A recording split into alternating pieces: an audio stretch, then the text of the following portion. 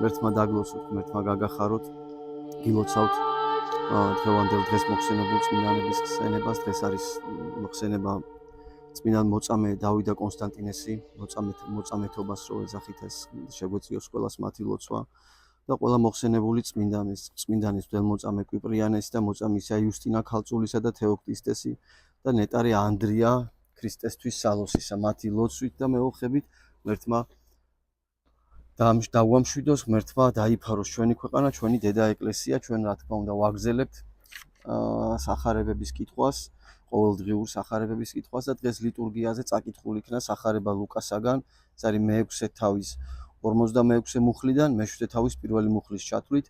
წავიკითხოთ ტექსტი და შემდეგ შევეცადოთ განმარტებას. რა ისა მეტყვით მე უფალო, უფალო და არა ყოფთ, რომელსა მეგეტყვით თქვენ. ყოველი რომელი მოვალს ჩემდა და ისმენს სიტყვათა ჩემთა და ყოფს მათ, გიჩვენო თქვენ, ვისა იყოს მსგავს. მსგავს არს იგი კაცსა, რომელი აშენებს სახლსა, რომელმან მოთხარა და დააღრმო და დადვა საფუძველი კლდესა ზედა და დიდროა რა იყო ეკვეთა მდინარე იგი სახლსა მას და ვერ შეუძლო შეძრვად მისა, რამე თუ დაფუძნებული იყო კლდესა ზედა.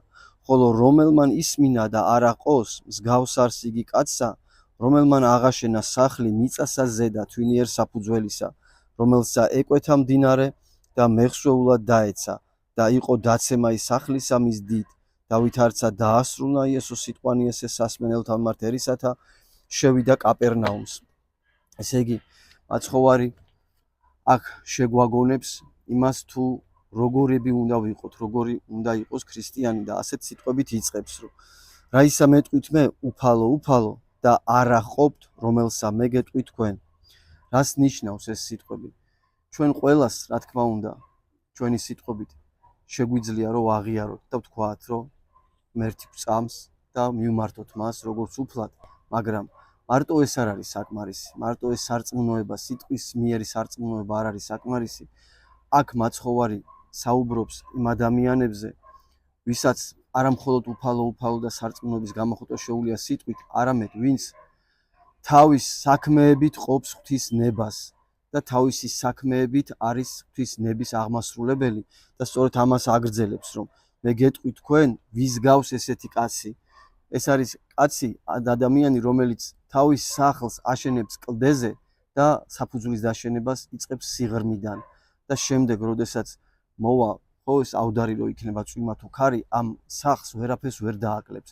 სწორედ ამას ნიშნავს, რომ ჩვენი გულის სიღრმეში უნდა გქონდეს ყოველთვის ქრისტეს მცნებები დამარხული და არა მხოლოდ სიტყვით ვიყოთ მისი აღმიარებლები, არამედ ჩვენი საქმესაც.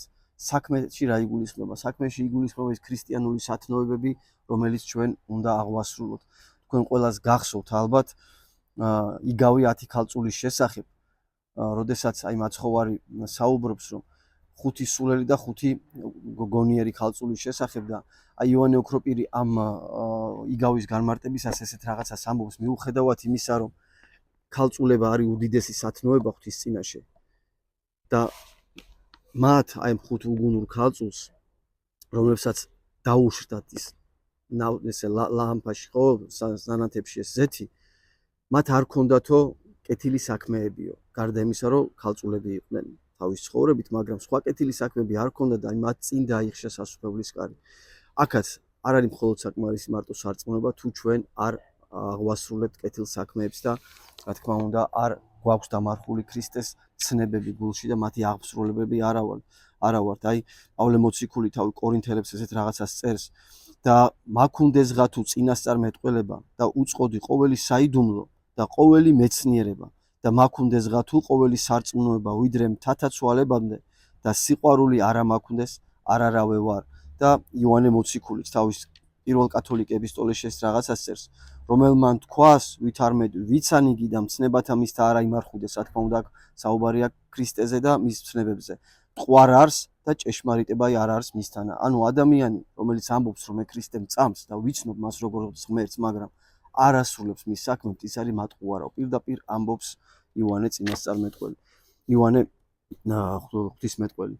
და ღმერთმა გაგვაძლიეროს ჩვენ, რომ არა მარტო ჩვენი სიტყვით ვაღიარებდეთ, არამედ ჩვენი საქმებითაც ვიყოთ ქრისტეს სარწმუნოების აღმსრულებლები და აი ასეთი სარწმუნოებას ვერანაირი განსაცდელი და ვერანაირი ჭირი ვერ მოერევა, იმიტომ რომ ის იქნება დაფუძნებული კლდეზე, მას ექნება ღრმა საძირკველი, საფუძველი და შესაბამისად ვერანაირი განსაცდელი და ვერანაირი ქარტეხილი ასეთ მორწმუნე ადამიანს და ასეთ სარწმუნოებას ვერ მოერევა თავის რა თქმა უნდა კეთილი საქმებთან ერთად.